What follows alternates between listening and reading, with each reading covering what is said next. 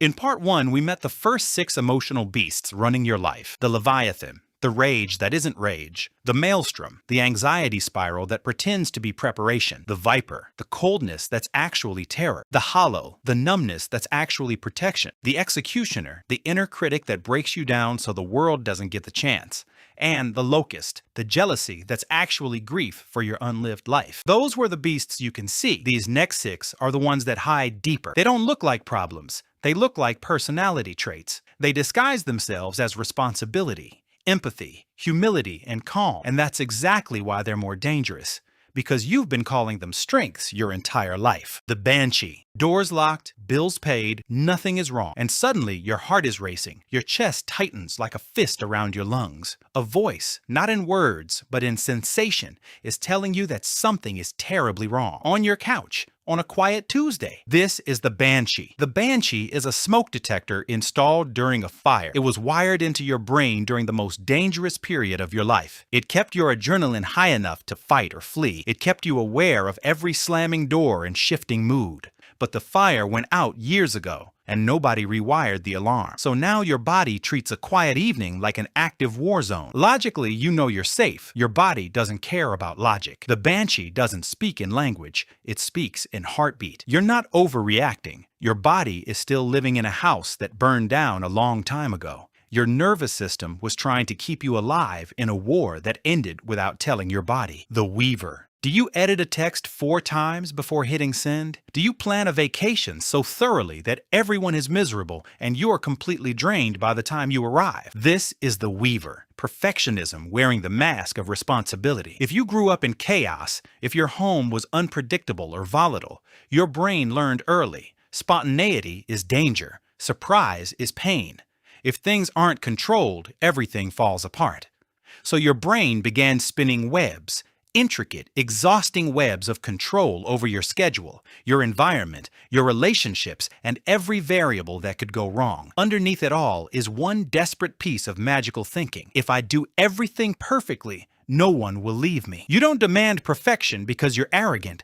You demand it because the last time things were out of control, something terrible happened. You weren't trying to be controlling. You were trying to weave a world where nothing could catch you by surprise again. The symbiote. Where do you want to eat? Your mind goes blank. Not because you don't have preferences, because you've spent so long optimizing for everyone else's comfort that you genuinely don't know what yours are anymore. You absorb people's opinions, their moods, their needs.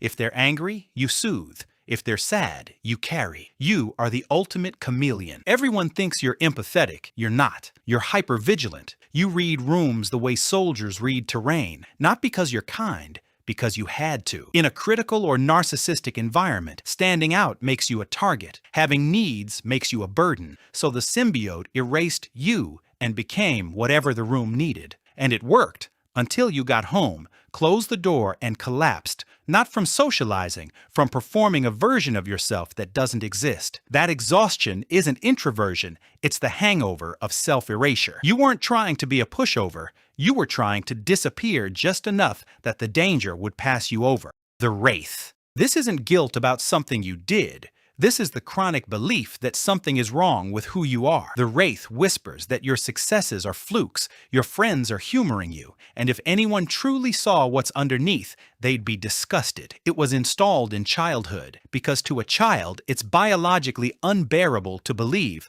the people taking care of me are dangerous. That breaks the universe. There's nowhere to go. So the child's brain flips the story. They're not bad. I am. If I just figure out how to be better, they'll finally love me. Shame becomes a survival strategy.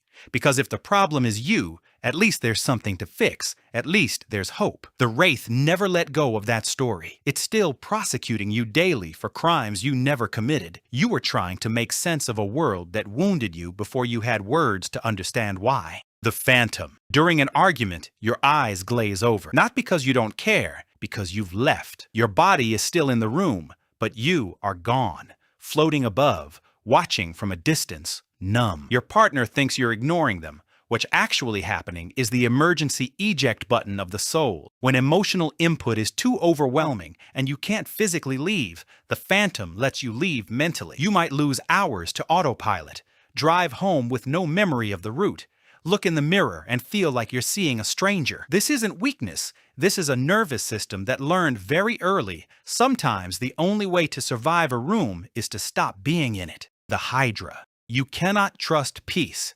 When things are going well, you don't relax. You scan. Your partner says, "I love you," and instead of hearing it, you interrogate it. Why did they hesitate? Are they hiding something? Cut one head of doubt. Two more grow in its place. The Hydra refuses to let you trust because you've been blindsided before. If it keeps searching for the threat, it won't sting as much when the betrayal finally comes. But the Hydra doesn't just scan, it sabotages. It picks fights to test if your partner will stay, pushes them to the limit just so it can say, "See, I told you they would leave." A self-fulfilling prophecy, wrecking your relationships in the present by interrogating them for the crimes of your past. And every time someone leaves, pushed out by the very fear trying to prevent it, the Hydra feels validated and grows another head. You weren't trying to be paranoid. You were trying to never be blindsided again. But the cost of never being surprised is never being at peace. These are the 12 beasts. If you've recognized any of these within yourself, do something that goes against every instinct you have. Don't reject the beast. You can't silence a trauma response with shame. You can't fight the Leviathan, outrun the Banshee, or logic your way out of the maelstrom. The harder you fight them, the stronger they get, because they think you're under threat. The only way to disarm them is the last thing you'd expect. Thank them. These beasts kept you alive when you were too small to leave, too young to understand, and too powerless to protect yourself. They took the hits. They carried the weight. They were never working against you. They were trying to save you. And they did. You're still here. So put your hand on your chest and say to whichever beast is loudest, "Thank you for protecting me when I was small, but I'm an adult now. The war is over. I've got it from here." You are not what you think you are. You are just the survivor who forgot the war ended. So let the beast rest. It's earned it. And so have you.